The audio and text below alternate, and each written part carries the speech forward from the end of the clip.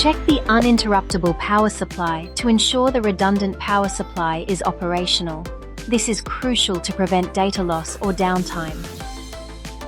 Verify the operator interface display to ensure it's showing a zero energy state. This is crucial for preventing shock or equipment damage. Look closely at the rack server node for any visible defects. Ensuring it's in good condition is important for reliability and performance.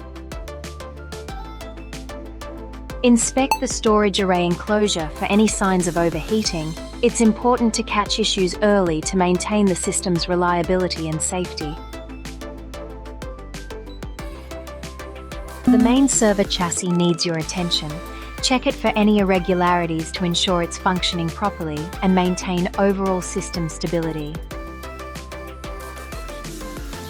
Verify the operator interface display to ensure all systems are operational. This step is vital in preventing any undetected performance issues.